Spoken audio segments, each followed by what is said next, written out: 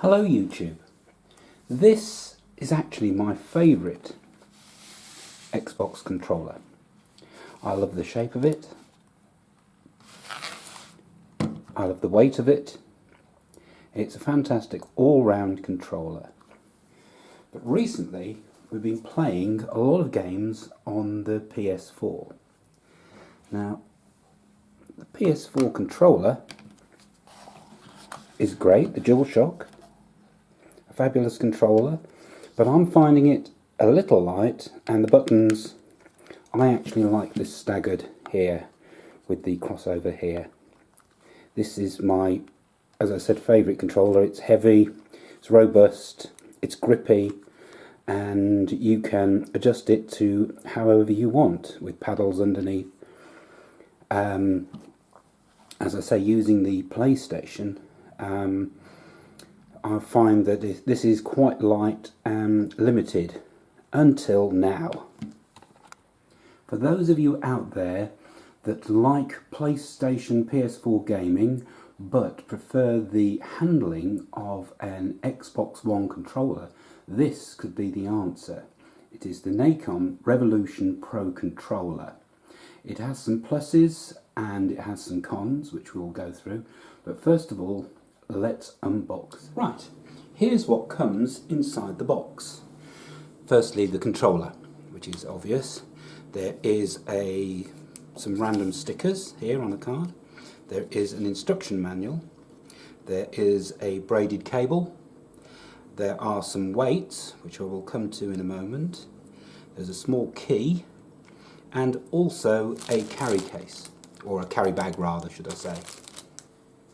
One of the things you may find as a minus with this controller is the fact that it is a cabled controller. Unlike the DualShock that comes with the PS4, it needs to be attached using this cable. This is quite a robust cable that comes with it. As I say, it's braided, and it comes with this screw-in connector and this cap here to protect the connection. I showed you before, it comes with this weight. The controller itself is quite a weighty controller in itself. I quite like the feel of it.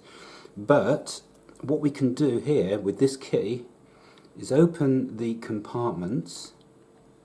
Here, I'll just demonstrate. And this just pops out.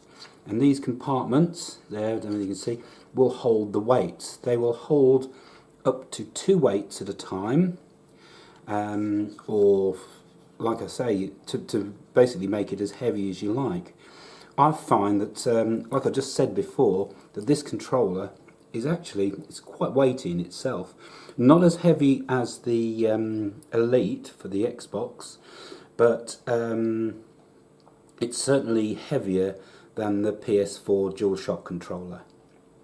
Right, the next thing I'm going to do is set up with these weights. Like I said before, it takes 2 weights in each side. So it comes with 2 17 grams, 2 14 grams and 2 10 grams. As I said before, I prefer a heavier controller, so I'm going to try with the 17 and 14. I'm not actually sure if it matters which way you put these weights. There's one of my 17 and there's one of my 14. Whether it's probably better to put the 17 in at the high end and the 14 behind, or the other way around. I'm actually going to set it up with the larger weight, the end part, and then the 14 here. And then I shall let you know how I get on. There is actually a dot. I don't know whether you can see that. There's a dot there which corresponds with a dot here. Once you've got that down as far as it can go, then you take the key and you give it a turn anti-clockwise, whoops, and then that's back in. Right, we'll set the other one up too.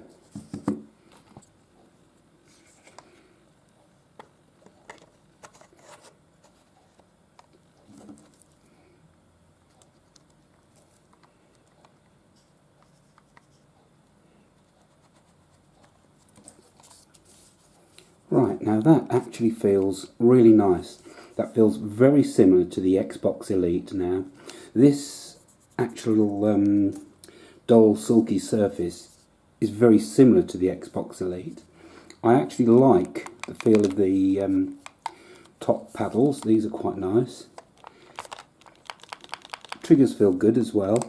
Although if I've seen some other YouTube videos that actually say that the triggers, they don't seem to be as good as other controllers, but I actually think this feels fine. But I haven't done any gaming with it as far, so what I'll do is we'll have a quick go with this. Oh, also to mention, it has a small jack plug for your headphones here, which is quite useful. These buttons here are a lot larger than the actual PlayStation DualShock. But overall, it's a lovely finish. And also, you've got these adjustable paddles on the back, which I will go into another time.